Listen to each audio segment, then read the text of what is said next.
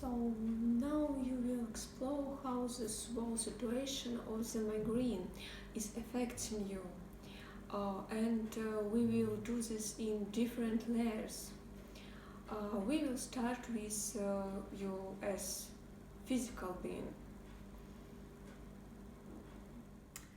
Um, I have to say that it's not easy to be friendly with my head.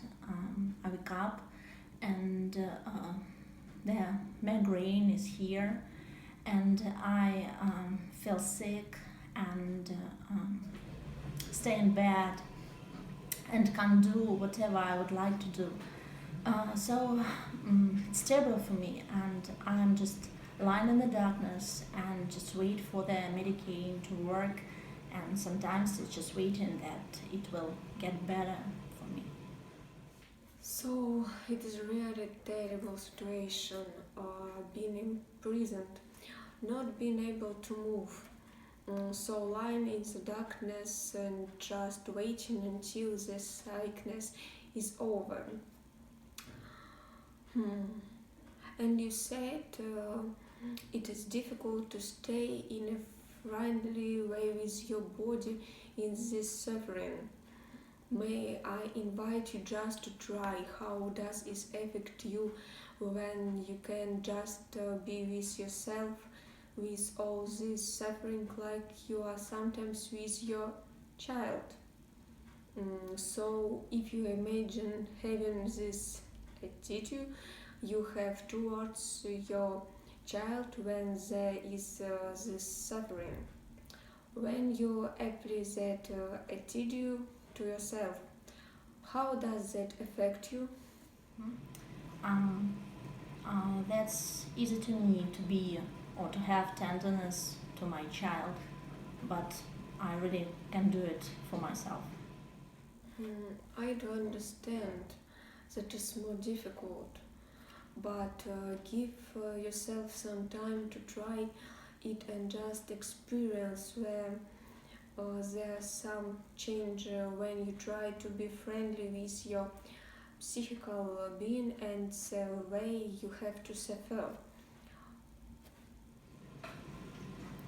Um, I often try to have some rational thoughts, and my body needs a pause and things like that.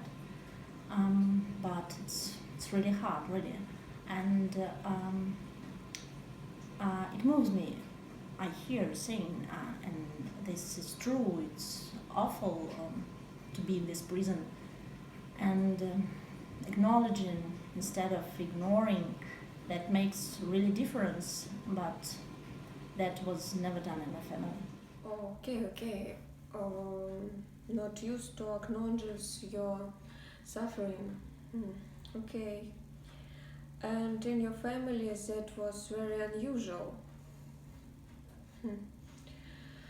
To acknowledge your suffering.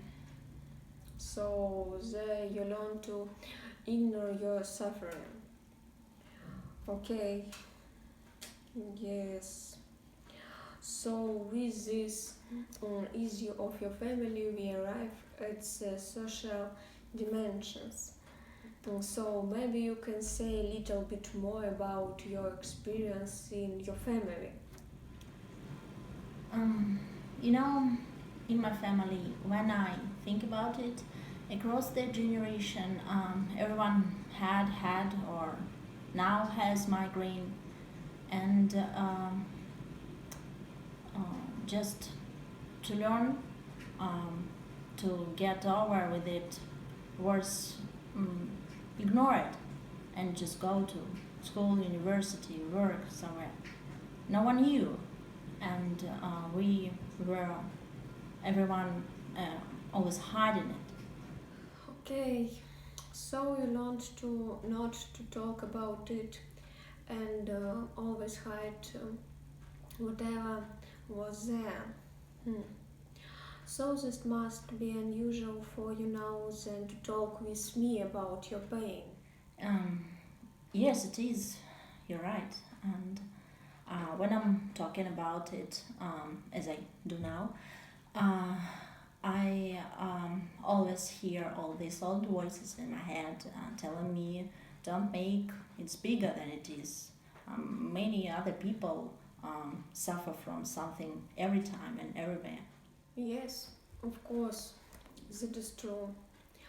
All people have something they suffer from, but that doesn't mean that it is not alright to talk about it.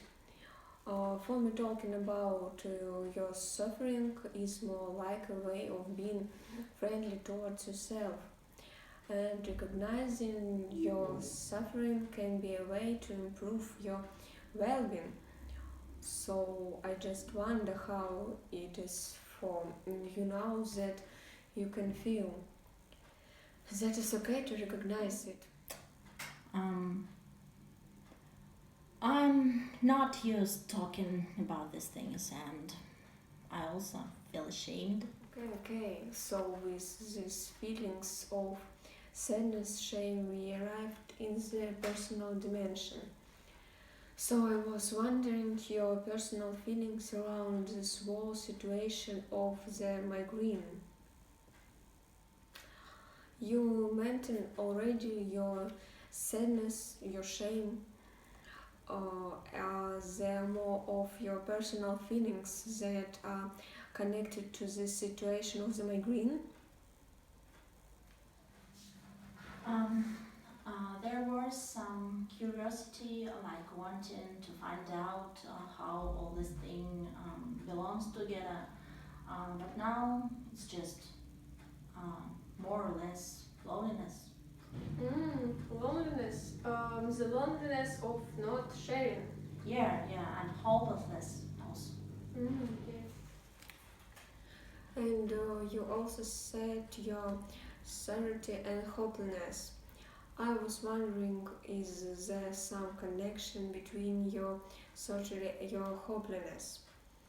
Or what way does the migraine take away your hope? Mm. You know, I always hope for something from outside to come and take away my pain, or it just simply will go away overnight. Of course, you hope that something that can help you and that it will stop the suffering. Mm. But you say you are always looking at the outside. Um, yes, um, I believe it's naive, but it's just what I do, and I just put trust in something outside, and I end up disappointed or deceived, and I never put trust in myself. So you discover how you trust the outside and hoping for medication or other solutions, but trusting in yourself that is difficult. I wonder what could help you to really trust. That looks as if this is a strange question. Yeah, my first idea about it, I don't know. I really don't know.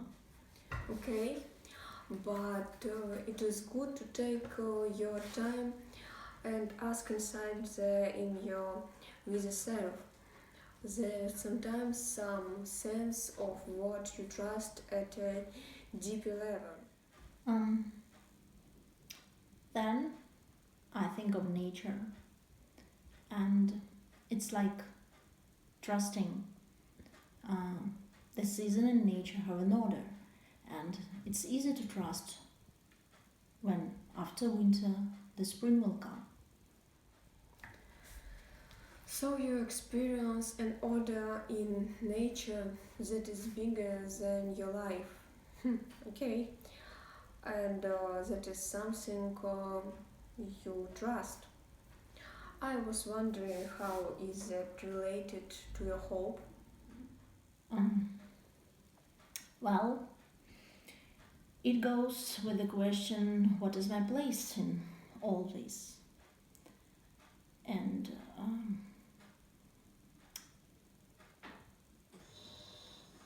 If I stay with the water of life, uh, what could come for me now in the autumn of my life? Oh, that is a nice question. What could come for you now in the autumn of your life?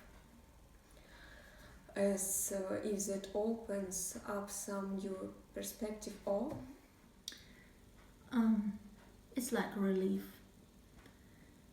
and it opens up a new approach to hope for me, like confidence in nature, it belonging to a big order.